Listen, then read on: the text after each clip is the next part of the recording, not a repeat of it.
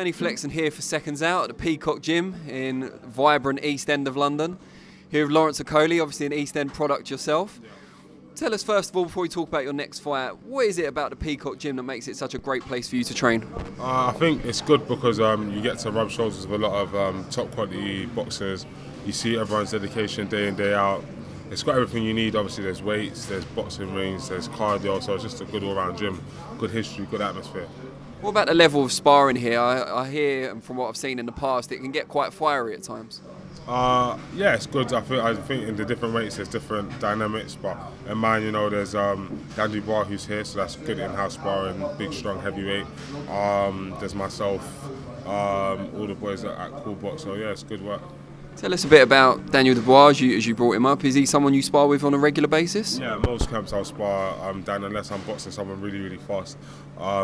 But yeah, it's good sparring because he's, like I said, strong, good puncher, and he's always developing, so it's always good to spar. Did you guys used to work together on like GB squads and stuff? Yeah, we did a bit up at GB, but they were a little bit more regimented on GB, like the 91s or whatever, spar with the 91s, heavyweights, but now that I'm pro, I can just spar whoever, whenever. Now your next fight was obviously causing a bit of a stir, Matty Askin for the British title. Biggest fight of your professional career so far, I think you'd have to say. You've given up the Commonwealth belt to make it happen as well. Was it an easy decision to make to do that? Yeah, very easy. I mean, the choice was either to box for the Commonwealth or Henry. Yeah, sorry, the choice was easy because it's like box for the Commonwealth title against the fighter, no disrespect, that I believe would be easy.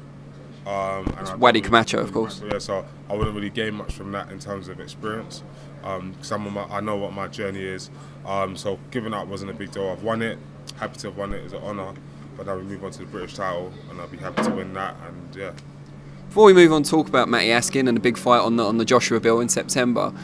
Do you have any preference or any belief in who Waddy Camacho should fight now for your old belt? No. No, really. It would be good for him to box someone that I haven't boxed, though, just in case they beat him or something, and then maybe I can box for the British and Commonwealth again later. So that becomes a viable opponent for you down the line. So Matty Askin's obviously the next challenge. Yeah. Quite early in your career to be going for the British title and against someone so experienced as a pro. What is it about you and your journey so far that means you can be fast-tracked, you can be accelerated? I just feel like I have good attributes, mental and physical. So I'm obviously confident, very strong, good puncher. Just good, and I live the life day in, day out. So that gives me confidence to get in there and compete with anyone. And I feel that experience it depends what kind of experience. Having a lot of fights doesn't make you vastly experienced. Does that make sense? It means you've had lots of camps and so on and so forth, but in certain situations, are you experienced with someone with my style, with my just different stuff like that? We'll see. Your style and also your physical dimensions, it must be very hard, I always think, for a potential opponent or a future opponent to find good sparring for you. Do you agree with that? Yeah, I agree with that. You can get similar-ish. You can get a tall guy, a strong guy, whatever, but you won't get it all condensed. So the reason why I hit so hard is not because I'm a massive puncher, but lots of little stuff that will show itself on fight day. What do you make of Matty Askin as a fighter? You've clearly got respect for him, but what do you make of his kind of strengths and weaknesses that you've watched of him so far? Yeah, he's just a good all-round fighter. I don't want to say too much, but I know when he's at his best and when he's not at his best, what kind of situation he likes to be in, what kind of traps he likes to set. So he's just a good, you know what I mean, fringe world level fighter, but you know. How much does it mean to you, not just that you're fighting Matty Askin for the British, but it's on such a big stage? When you weigh up the two things, what's more important to you, the kind of stage you're fighting on or the prize at stake? Well, I think to me it's more about the statement that it makes, so it's a statement of intent. I've boxed undefeated fighters, undefeated fighter, Commonwealth, grudge matches very early on in my career. We haven't even hit the second year and already I'm looking to box for the British title. So it's more a statement of my intent and to show it to myself, if that makes sense. So beating Matty doesn't do anything amazing for me. Like, I don't know Matty as a person, I don't care about him or his life. The British title is amazing, the Commonwealth title is amazing, but to me they're all just steps. Like, my aim is to be a world champion and unified. So it's all just steps. So it being on a big show, it's fantastic, but I'm used to being shown to hundreds of thousands, if not millions of people boxed in front of a big crowd, so that's not a big deal to me. Neither is a British title, neither is Matty Eskin, but to me, the biggest deal is how I feel within myself.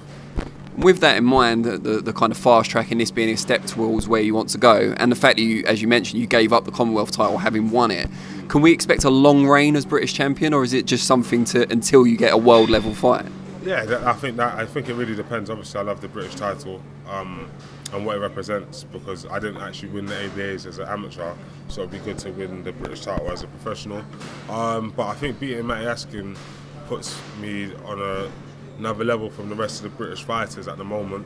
So it'll be interesting to see who actually wants to fight me when the time's right, because without going into too much detail, there's been offers made to everyone in the top maybe 6 or so in Britain, and Matty was mandated to fight me as opposed to choosing to. So it'll be interesting to see after I win this fight, in the style that I'm planning on winning it, who's really going to be asking. So we'll see.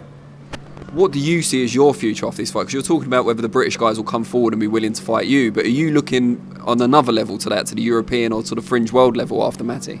Yeah, so it depends entirely on how I beat Matty. So if I beat him the way that I visualise in my head, then we move on to European, and then we maybe box around fringe world level for a bit, see what a former world champion was like, a world title challenger, and then push into world titles. It's my mental thing, but you have to reassess after every fight, so I only know after beating Matty.